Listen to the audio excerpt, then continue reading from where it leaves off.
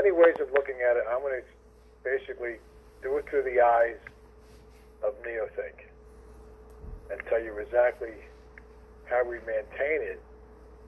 I mean, how we can get happiness in our life, but then maintain it and keep it. And that's the problem that we have. We don't keep the happiness. So we just, it's an attitude that you have to start getting accustomed to, of being happy, because there's only parts of our life that makes us truly happy, but then we don't even hold on to that the way this AC world is. So I'm going to hold a lot of thoughts here off, but Karen, if you have any thoughts, go ahead. You talked about taking time to get to know yourself, connection with family, friends.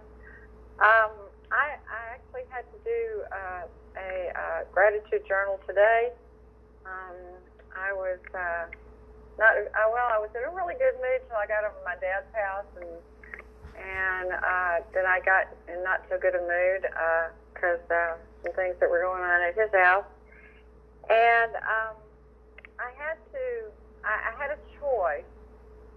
I could either stay really upset and frustrated and with my energy and my frequency low and just like mess up the rest of the day because I was frustrated and stuff, or I could change that. And one of the ways I changed it was I decided to change it because I didn't want to feel that way all day.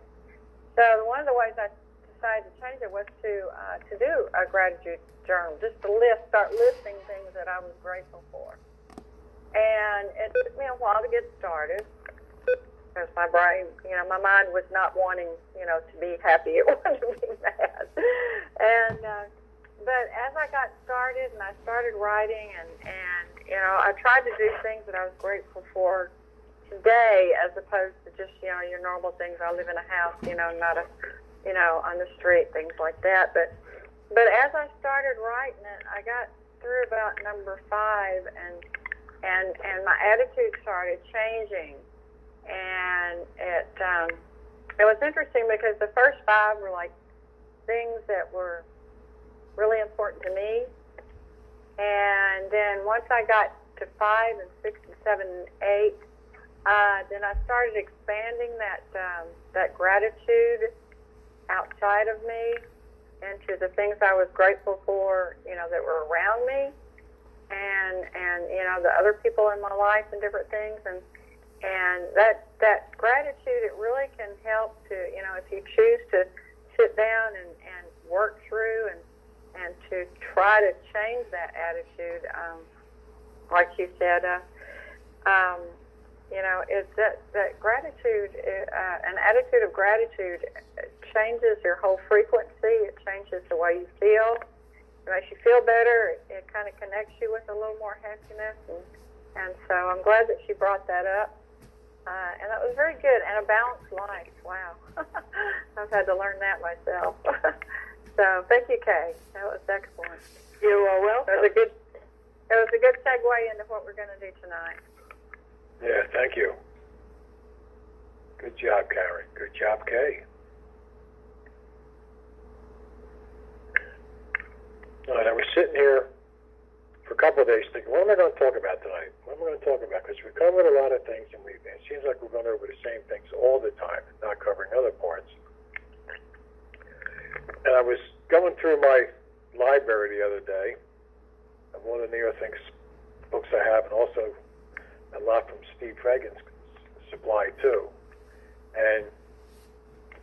And the both of us had a lot of the old mini heirlooms, and they sold those years ago. They don't have them anymore, and they're like, this one's called the Visions because it has the 12 visions in it, and they run like 300 pages long, and there were 7 of them that made up the active membership program. And so the other day I was going through it, and and this book, it has the 12 visions, and then after that it has the self-leader program, which we covered, it seems like a million times.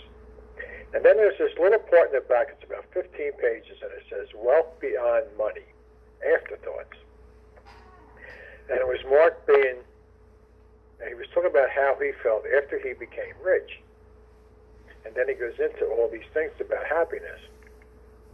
And as I'm reading it, like, he's really getting kind of personal with it. But then he brings his father in, and he has some great conversations with his father, Frank R. Wallace. And it was really interesting because I hadn't read this part in a long, long time. And when I grabbed this book, I realized it was Steve's copy.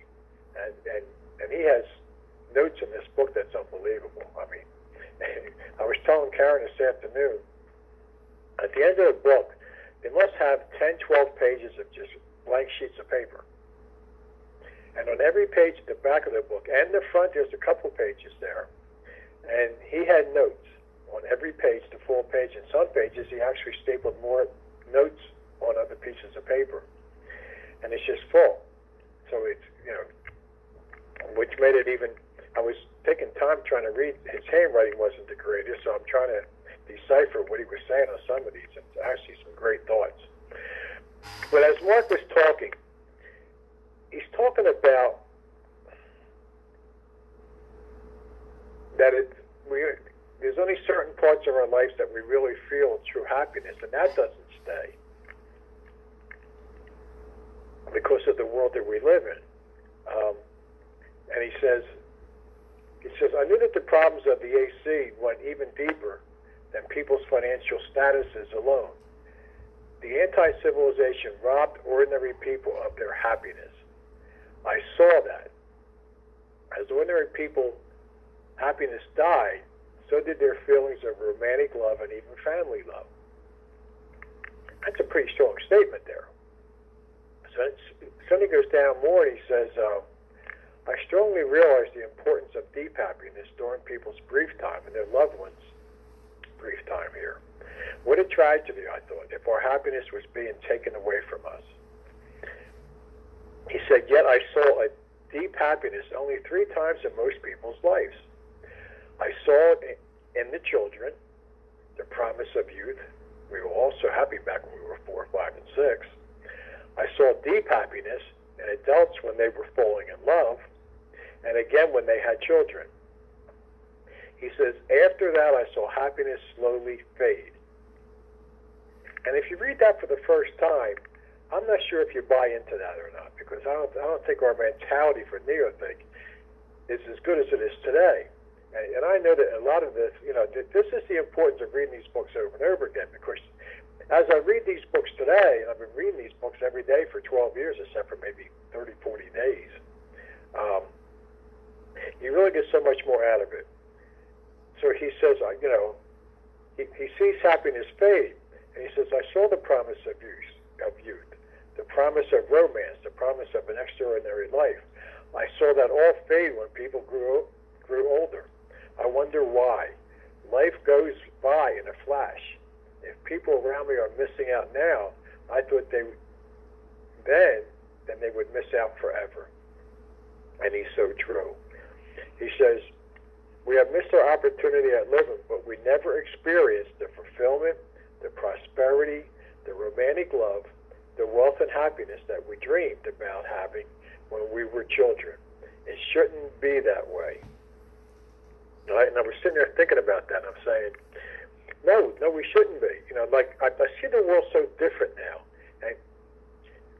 and how it should be, and that this all, like if you look at this, like there's so many articles on the internet now about this coronavirus, and some of them are doomsday, and some of them saying it's not going to be that bad, and then I'm hearing this guy on TV today talk, and it's just like, come on, none of this is. You don't know who to believe for one thing. You don't know if this is going to be a catastrophe or just a few lives lost. It all depends on what the government does, and that's always not in the safest place then. But I was watching something, and I just flipped the channel over, and it was an odd day. I was actually watching a little more TV than I thought I would today, but I'm not trying to go out that much because the town next to me has 2 people with coronavirus, and now with this lung situation, I'm trying to stay away from anything at this point. So I'm sitting there, and I flipped it on, and it was ABC News, the national news on ABC, and George Papadopoulos, whatever his name is on, and he's interviewing Ben Carson, the doctor, right? the guy who ran for president way back. So, and I caught Ben Carson answering a question that this guy asked him. And I only caught like about 20 seconds of the answer, and then it was done. And he comes back to Ben Carson. He says, I think you misunderstood my question. He says, basically, are you telling people that they should think for themselves and just do this as like common sense, like don't go out as much? And he says, that's exactly what I'm telling them. And the other guy is like flabbergasted. He's saying, well, wait a minute. He says, that's what the government's for. And Carson said, no, you can't rely on what the government's going to tell you all the time. You've got to start thinking for yourself. And it was like, whoa, I like this guy, Ben Carson. I don't know that much about him. He was famous a while because he was running for president, and he seems like a very intelligent guy. And it was just, he's talking common sense. And this guy's saying, you can't talk common sense. That's why we can't be happy all the time. As you read through this article that Mark's writing here, this part, and he's telling us, what, I'm not going to go into all of the details of why. He said, but the way that we can survive here, the way that we can be happy all the time, and he says, because the government got so corrupt, and then businesses get so corrupt, and they just put us in specialized jobs, and we don't go anywhere. We only make so much money, and and that just. He said, but the way that you can stay happy, all right? Frank R. Wallace says this. He says, you'll see, man is a social animal who lives together in a society. What brings man happiness is the pride and the knowledge that he is putting value into that society. The more value he puts into society, the more pride and the more happiness he feels inside. Putting value into society is the secret to a successful life, both emotionally and financially. That's why we're not happy all the time. Because most of us aren't living the life, we aren't living our essence for one thing. How can you be unhappy if you are living your essence every day? And if you are living your essence every day, it means that you made money. Right? But money doesn't buy you happiness. It's just that it's nice you don't have to worry about money. He said, and then you have to understand this too now, because you have to look at it through the eyes of neothink. Why don't most marriages last? Why don't most relationships last? At one point, you were so in love with this woman or man or whatever. But then after a while, it starts to fade. And it starts to fade. Well, that's where the anti-civilization comes in. You're working a job that you don't really like. Your wife's either working a job or staying home with the kids, or the other way around today, doesn't matter. And the pressures of trying to pay the bills and the pressures of surviving is starting to run thin. And you're starting to lose a lot. And then all of a sudden, you still love your partner, but it's not like it was. And it will never get better again if we stay in this AC world. It just can't. So, and we're not putting into society. I mean, how many of us on this phone every day put more into society than taking out? Not many of us. So how can we be happy there? This is how we stay happy. By living, because if you go back and look at your child of the past, if you go back and look at, we were all Zons at one time, up until 6 or 7, we were extremely happy. Most of us had a great childhood. And if it wasn't great, though, we had that imagination. And we had that idea that we had to learn everything because we had to survive. And when you start to do that, you feel like, wow, I'm learning, the mind wants to learn. I haven't been poisoned yet. And then we start to lose that over time. And we lose the son in ourselves. We lose the child of the past in ourselves. And now we're trapped in this anti-civilization where we just become followers. Just like that newscaster said. No, people are supposed to listen to the government. People are supposed to follow that. And where did that lead us to? All right. So then we get married, and we have some kids, and when you have your kids, that's a great happiness in your life, usually. Okay. But then as time goes on, the love marriage it's there, but it's just not like it was. There's not a lot of passion. There's not a lot of time. The bills are coming in.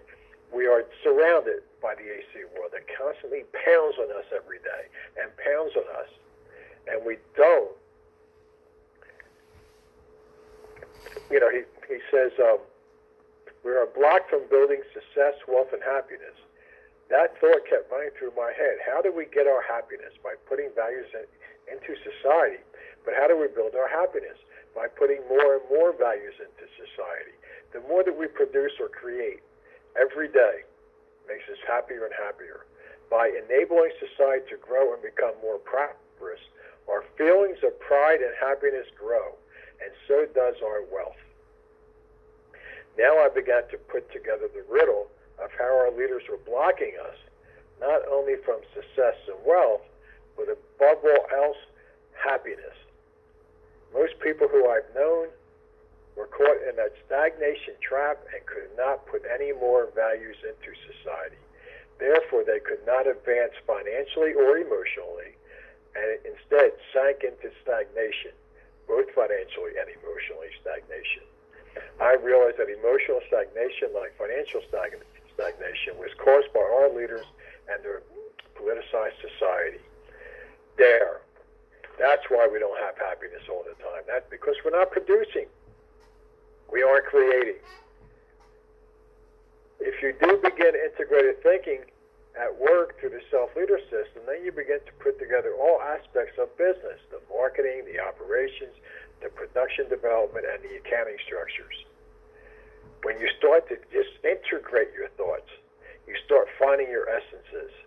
You start putting pieces of the puzzle together.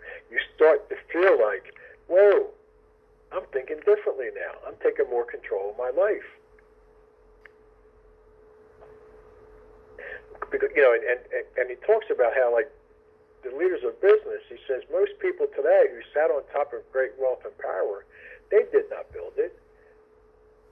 So they ride it, and then they grew lazy, incompetent, and corrupt.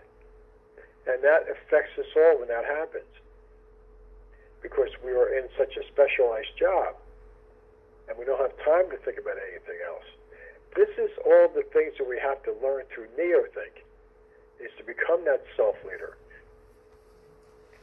to have that integrated thinking, to believe in ourselves, to make our own decisions, and that happiness will just grow.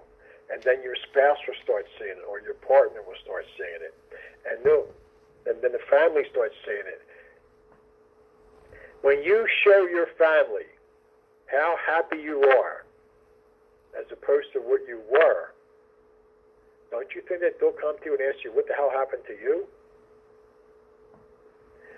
And I think a lot of us here haven't felt that happiness yet, because you haven't broken through. And that's what we have to start doing. We have to start to break through here and get happiness out of reading these books. Get happiness by learning these books, by learning this knowledge and putting it into practice every day. You'll feel like you never felt before about happiness.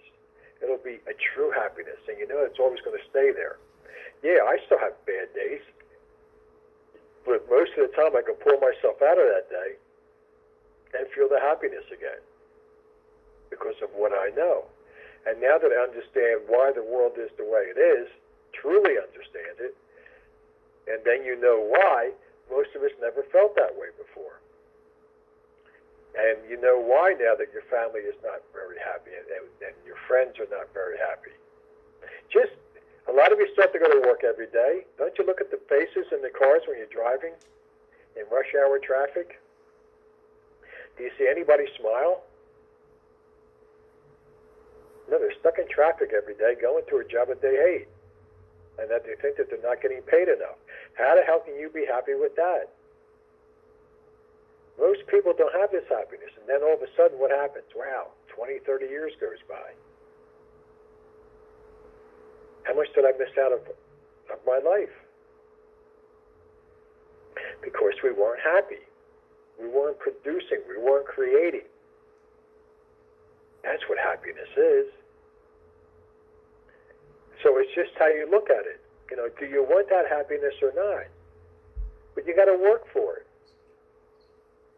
But you start feeling it. You start putting pieces of a puzzle together that's going to make your life better. And I don't care if you're 60, 70, 80, 90, it doesn't matter. Because if any of us ever had that true happiness, we would have never sent for these books. If we felt that when these letters came to us, we wouldn't have sent for these books. Hell, I don't need that. I already got my happiness. I'm happy every day, truly happy. I'm producing. I'm creating.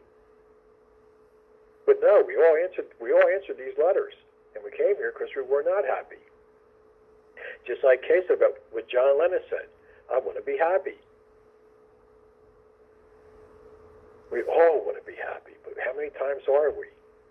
And then right now, the only time that we're really, truly happy anymore, it seems like, is when we're looking for that outside. Like we go to a concert. Oh, you know, yeah, that's good. I like music.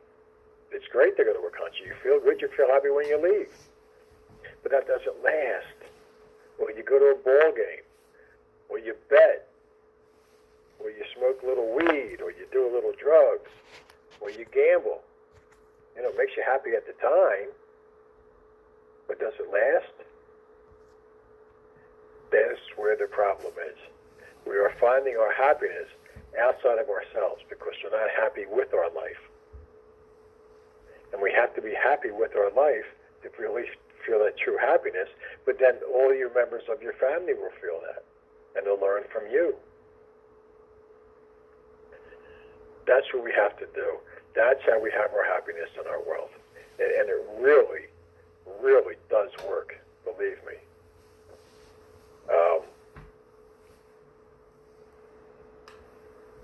Because Franco Wild says here at one point, he says, Mark Hamilton said this, he says, value creation, he says,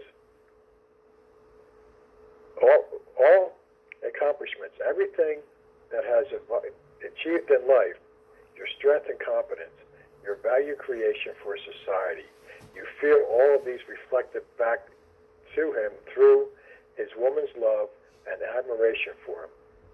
He says, love to a man is value reflection. Understand that. Love to a man is value reflection. When you sit at the end of the day and you have this great day and you produce or you created values for others, how do you think you'll feel? I get that here through and here. I think when somebody calls me, I said, Charlie, man, when you were on that call last night or something, he says, I finally understood this. And then when we have this, Saturday call that lasts for 3 to 4 hours, the study guide call, people will say right on the phone, you know, this is great. I really learned this and I learned that. I get great pride in that, and I feel that value reflection. When I hang up that phone on a Saturday, it didn't feel like 4 hours. It felt more like an hour and a half to 2. But yet I feel, and I'm not tired at all, because that value reflection in me is just bursting at the seams. That I'm helping somebody. That's true happiness. That doesn't leave you. Yeah, the AC world's still here to take it away from you once in a while. But then you just think about it. You know, I had a tough day on Friday, and I'm driving around all over Jersey trying to get to this appointment for my leg, and it's raining and it's miserable, and it was like, I'm so sick of dealing with these medical problems, and I was really down. I mean, I just felt so down. So I finally got out of there after 2.5 hours, and then I hop back in the car, and I'm driving, and the weather's no better, and I'm feeling really down. I said, this is dumb. I'm going to let the AC world take me over today. And I start to think about my value reflection. I start to think about this call for tonight. And I'm thinking, no, I think I'm going to talk about this happiness.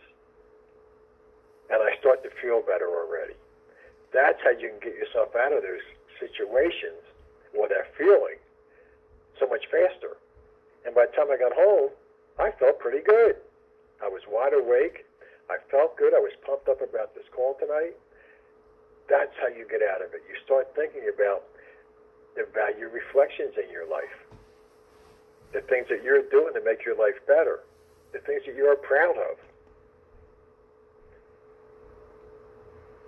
That's what it takes. And it takes a lot of work. But why should you not be happy? Write down why you want to be happy. Write down, I deserve to be happy. So what am I going to do this? Am I going to do what Charlie says and read this part of the book? If you can find it, this is, now, in this mini heirloom, he starts off with the 12 visions. And after the 12 visions, he does the self-leader program. And that's basically the book, except for the last 15 pages. And that's where this wealth beyond money afterthoughts comes in. Now, I know it's got to be, maybe, it might be in the Prime Cure. I don't have that book here right now, but in the Prime Cure, if you look right after the 12 vision, right after, it could be right after the 12 visions, or it could be right after the self-leader program. And it's only about 15 pages. And I tell you, it's really fascinating to read it. There's a lot of great stuff in here.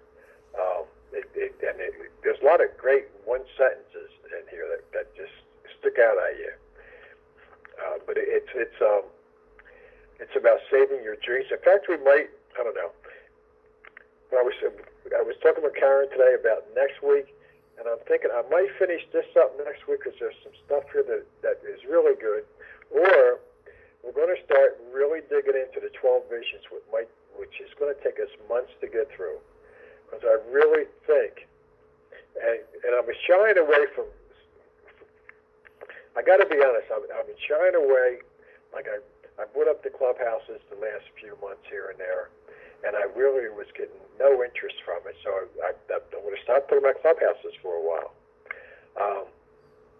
And then when the TV, and then when Mark told us the TVP's on hold, and that, we really, he didn't want anybody to talk about it. And I think it's time for us to get back to the TVP, at least to start to understand it a little bit. And some of the 12 visions are about the 12 Visions Party. And we are going to cover those too as we go through these 12 visions. This is going to be, I'm 99% sure that's what we're going to start next week. But I really want to get into it. And I know that I know I've talked about the first vision more than any other vision because that's finding our Friday night essence. And I'm really going to attack it. And it's going to take us a couple weeks to get through that. But I'll guarantee you at the end, you should have a pretty good idea of what your Friday night essence is, because I know that's a big problem for a lot of people, is finding your essence. I was very fortunate. I knew almost right away when I got into this society and I read these books and I started to do it, I knew that I was going to become a mentor here. I knew that I was going to be on phone calls here. I knew that I was going to help people here. I just knew. I could feel it in me. I knew that I knew as much as anybody else did here. And that's when I first joined, because that first year, all I did was read these books. By the way, that when they start talking about 12 Visions Party, that part, when they get to that section, that this video will be played on Wednesday night when they start talking 12 Visions Party. So Wednesday night on my social media event, it will get very interesting when I start playing videos like this down the line. Interesting, huh? All right, thanks. And I knew that I could at least keep up with these people. So I was very excited there, too. I was saying, well, I know this. They might know it maybe a little better than me at this point, but they're not shocking me with something that I didn't think about. And I tell you, I was driving home. You talk about happiness. I'm driving an hour and a half to get home, and I'm flying high. I was literally so excited and so happy. I knew I was home. I knew that neothink is where I should be. And that feeling, you'll never forget it. And I don't forget it now. When you realize that day, that ha-ha moment, that you know neothink, it doesn't mean you know everything. What you know is you will never go back to your old ways again. You will never be that person that you didn't like when you came here. When you hit that day, everything goes downhill at that point. Because you know what it takes now. You know what you got to do to stay happy. You know what you got to do to stay open-minded, to be teachable, to learn more, and then to help other people learn. That's what but it takes a lot of work to do that. So, I know you all want to be happy. But now this is how we keep it. It's neothink. That's the answer. To create, put more into society and taken out. That is how we do it. And we do that every day. So at night when you go to bed, it doesn't mean that you have to have a business. But if you're retired, all right, are you doing many days? Are you being active enough? Are you doing something that you want to do? Are you sharing with people some of your knowledge? That's putting more into society and taking out.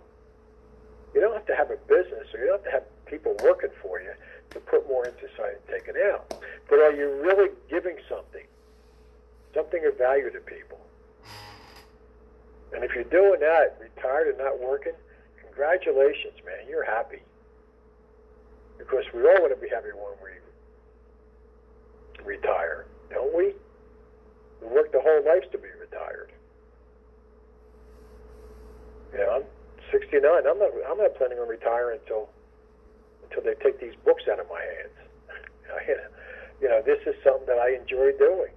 I don't feel, I'm not going to do anything I'm at the point where, and don't take this wrong, okay? I don't need to be in these meetings.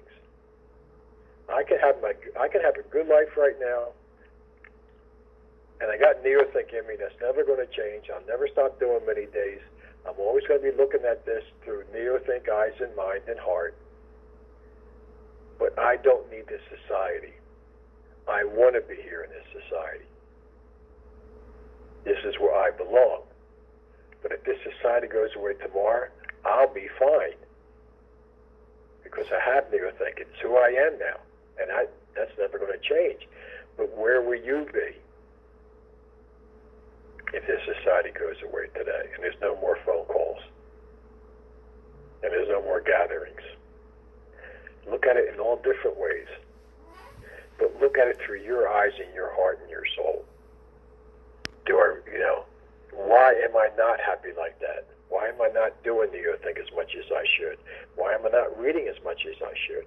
And if you're reading a lot and you're not getting it, why? Always ask yourself these, why? Why am I not, what am I missing? And you'll figure it out. But you got to deal with it, though. You got to look at it and deal with it and say, what's stopping me? What is it going to take from me? I know I can do this. I really like Neo. I see the advantages of it, but why am I holding back? Why am I not jumping in all the way yet? And you'll answer that question eventually, but you got to ask it. So with that, I'm going to stop. I'm going to let Karen talk for